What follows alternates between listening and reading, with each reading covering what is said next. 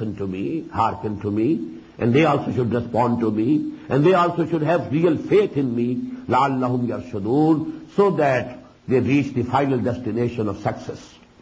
وَهِلَّ لَكُمْ لَيْلَةَ الصِّيَامِ الرَّفَثُ إِلَىٰ نِسَائِكُمْ. Now this very lengthy ayah, it gives final rules and regulations about the fasting in Islam. Because previously in the former Muslim Ummah, there was no sahri, no eating or drinking after you said your night prayer. For example, after Isha, no eating, nothing of the sort, till the next Maghrib, when night starts again. So the fast covered the night as well as the day.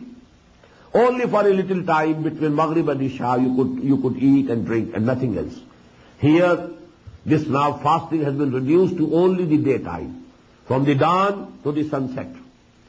So this is then there was no sexual intercourse also permitted during the fasting, because the night was also included in the fast, so there could be no sexual intercourse between the husband and the wife.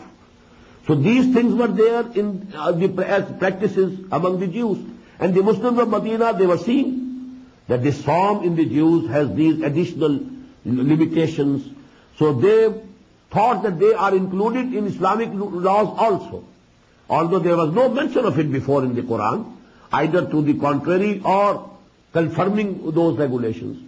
But some people thought that it is not lawful, it is not permissible to have sexual intercourse with their wives, but still they were doing it. So in a way, they were betraying themselves. They were doing khiyanah with their own selves. So Allah subhanahu wa ta'ala has mentioned it first in this ayah, and then, given the final rules that this is the difference between the Psalm of Islam and the Psalm of the Jews of the previous Ummah. وَهِلَّ لَكُمْ لَيْلَةَ الصِّيَامِ الرَّفَثُ إِلَىٰ نِسَائِكُمْ. It has been declared lawful for you to have sexual contact with your wives during the nights of the fasting. The fasting is for the day, not for the night. هُنَّ لِبَاسٌ لَكُمْ وَأَنْتُمْ لِبَاسٌ لَهُنَّ. They are like a covering, because just as the dress, they are like dress to you, and you are like dress to them. This dress covers our body. So actually the intimacy between the dress and the body, so that has been referred to by this simile. They are like dress to you, and you are like the dress to them. هُنَّ لِبَاسٌ لَكُمْ وَأَنْتُمْ لِبَاسٌ لَهُنَّ. So this close affinity and proximity. عَلِمَ اللَّهُ أَنَّكُمْ كُنْتُمْ تَخْتَارُونَ أَنفُسَكُمْ. It's in the knowledge of Allah subhanahu wa ta'ala that you were committing khiyanah with yourselves. You were betraying yourselves. You thought that this sexual intercourse is contrary to this psalm, and still you were doing it. Only a few might have been doing it, but Allah subhanahu wa ta'ala, mentions it, because with reference to that, He is now giving the final rules about this psalm in Islam. Fataba alaykum. So Allah subhanahu wa ta'ala has accepted your tawbah. He has relented towards you. He is lenient towards you. Wa'afa ankum, and He has forgiven you. You have done a mistake, committed a mistake, you shouldn't have done this. Although you didn't know it for sure that it is haram. But you thought that it is haram, and still you are doing it. So actually you are betraying yourself. You are doing khiyana, dishonesty with your own self. Now Allah subhanahu wa ta'ala has relented towards you, and He has accepted your tawbah, and He has forgiven you. فَالْآنَ بَاشِرُوهُنَّ. Now you can have contact with them. وَابْتَغُوا مَا كَتَبَ اللَّهُ لَكُمْ. And now you try to get what Allah subhanahu wa ta'ala has ordained for you. Now this sexual intercourse, the result is offspring, the result is taskin, لِتَسْكَنُوا إِلَيْهَا, everything that is contained in it. Allah subhanahu wa ta'ala has not gone into details. But whatever Allah subhanahu wa ta'ala has ordained for you in this contact between the spouses, you can get it, you can have it. وَابْتَغُوا مَا كَتَبَ اللَّهُ لَكُمْ فَالْآنَ بَاشَرُوهُنَّ وَابْتَغُوا مَا كَتَبَ اللَّهُ لَكُمْ وَكُلُوا وَاشْرَبُوا حَتَّى يَتَبَيَّنَ لَكُمُ الْخَيْطُ الْأَبْيَضُ مِنَ الْخَيْطِ الْأَسْوَدِ مِنَ الْفَجْرِ.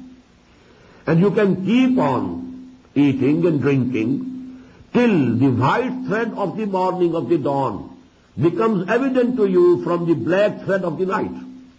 This is again, an expression for the dawn, when that whiteness appeared on the horizon. It's like a thread which is separating darkness from this thread, it is separating the horizon.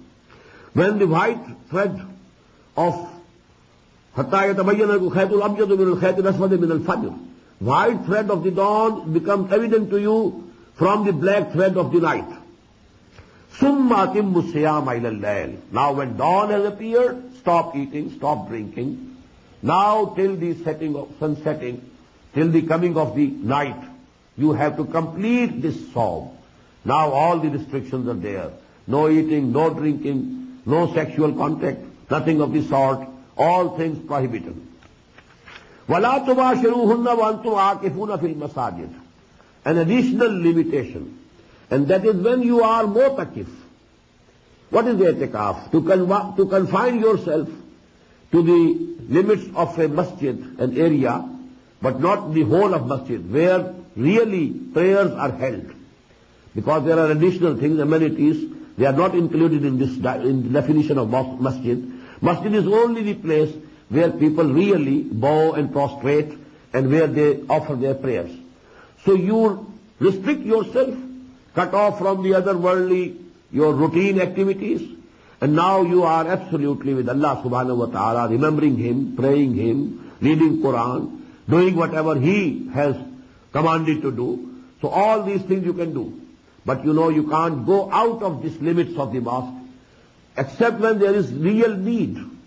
If you have to respond to the call of the nature, you can go to the bathroom, the washroom, that's all. But otherwise, you cannot go out. So when you are mu'takif in the masajid, وَأَنْتُمْ عَاكِفُونَ فِي الْمَسَاجِد, then you